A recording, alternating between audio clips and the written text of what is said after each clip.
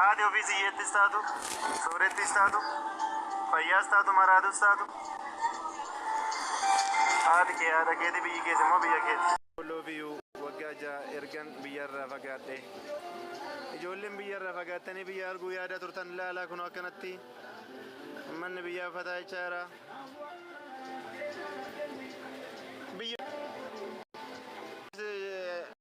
Otoo warqii hafee ati warqii irra deemte homaa siin godhu kee miti. Boru kana salamtee galta gara biyyaatti. Boru otoo waa asirratti argani. Gaafas kana salan garuu biyyuma keetu biyya keeti jechuudha. Kas hin tuffanne maanatti dhufte kas hin jenne ishuma.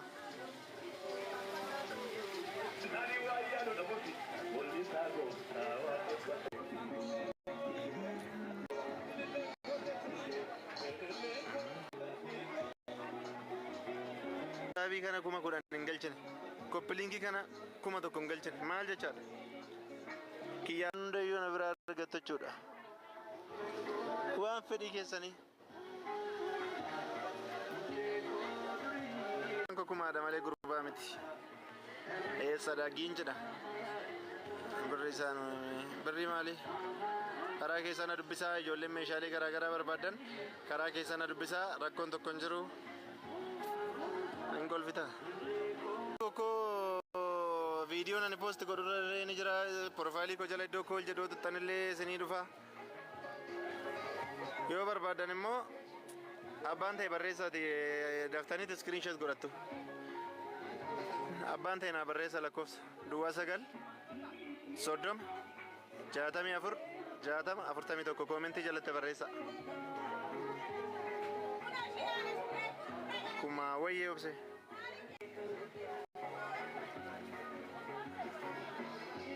Koomentii jalatti eenyuun naa barreessare duwwaa 9 30 64 60 41 koomentii jalatti naa barreessa. Screenshot godhadhaa warri barbaadan. Yookiin immoo viidiyoon ani post godhurra illee ni jira. Akkasuma profaayilii koo jala iddoo kool jedhurree ni jira. Kunoo asirraa screenshot godhadhaa. Lakkii ishiin dhumni 61 itti sun hin qabatina. Isa duwwaa 9 30 64 60 41 kana qabadhaa. Isa dhumni isaa 41 kana. Maara yaaddate garuu ishiin dhumna isaa 61 goote kun.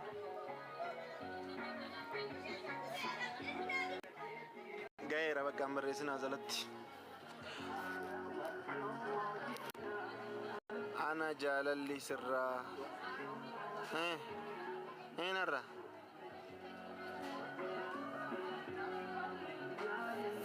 Qabee.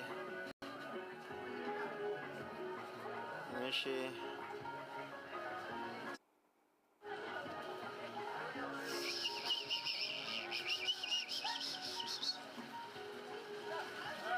Harka duwwaadha ammaa tuttaati kanaaf sin azara.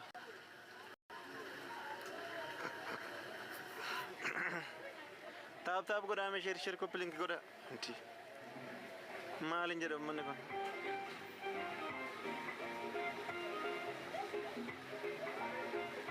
Airportiin Abu Dhabi qofaadha biyya kana keessa amma gaafan deemu airportii kamidha? Dubai deemu. Airportii Abu Dhabi xiyyaara Itoophiyaa kun bu'uuma kana. Okay, airportii Dubai. Okay. Ati tikeetii naaf kun dandeessaa? Warra taasisuu tikeetii muraasa erga Ko maucaa fudhadhee jechuudha. erga lakkoofsa isaanii. Ati maucaa sana naaf ta'ee waluma dukkaana sirreessuu dandeessu miti? Nama sirreessuun si erga feeruu fi deebisaa kun Nari nama deebistan kaa keessaa noosuma kana namaan jettu gaafa namni waasaappiidhaan isin taasoo namaan deebistanii.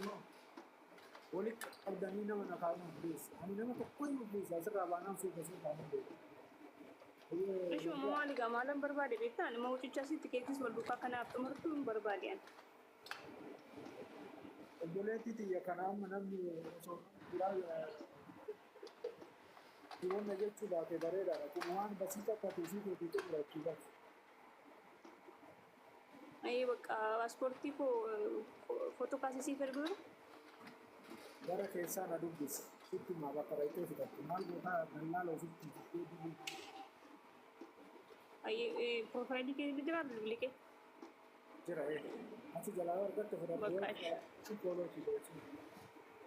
Baadiyaa. ayi galatoom.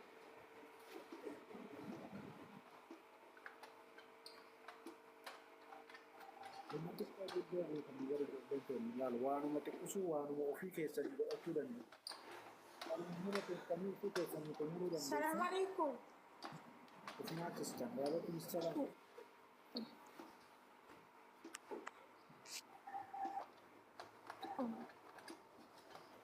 Raadiyaa.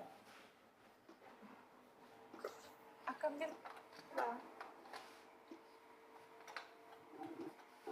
Namni biraa dubbadhaa isiin dubbataan jirti. Assalamu alaikum warahmatullahi wabarakatuh. Waalaikum salaam warahmatullahi. Hello. Sagal duwwaa sagaliin kun dubbadhu. Dubbadhu. Nagaa jirtu? Akkam? Alhamdulillah. Nagaamu? Jechuun ani gaafii maal fakkaataa jedhuun isin gaafachuu barbaada. Ani Abudaabiidhaa Badagishee irraa garuu paaspoortii Nagaatti gaaffiin qaba qaalittiin koo amma immoo Dubaayin jiraadha. Oromiyaa maal taata amma seenti nama sadii. siifan hojjechiisaa naan jettee anaan immoo gaafa kana dhiisee Yaa. dhagaafaan koo sagalee Amman dhagaama dubbadhu. kana guyyaa 23tti si kana guyyaa 23tti biizaa si hojjechiisaa naan jettee an paaspoortii illee harkarraa qaba adhuma naqee fudhee dhufee an biizaan kootis kanan badee shaarjaadha amma namaatti barbaachisa.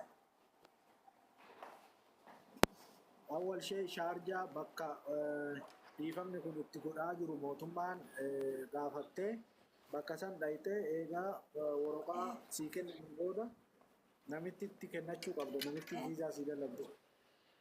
Wanni sirraa eegamu kanuma wanni biroo hin jiru. amma shaarjaadhaa eessa naquu qabu? Shaarjaa eessatti akka dukkaana dhaaban hin beeku garuu bakka immigireeshinii bu'ee waan kana ka dalagaa jiran shaarjaa bakka kamitti akka wanni kun dalagamaa jiru haga ammaatitti ani hin beekne. Shaarjaa keessa yoo jiraatte fakkeenyaaf warri taaksis ta'ee warri wanni kun ni beekanii shaarjaa yookaan immoo shaarjaa immigireeshinii jedhiitti dhaqi achi gaafattee yoo jedhan bakka tajaajilli kun itti kennamaa jiru si himanii qaxxaa achi deemte tajaajilamtee ofirraa galuu dandeessi. Okay, amma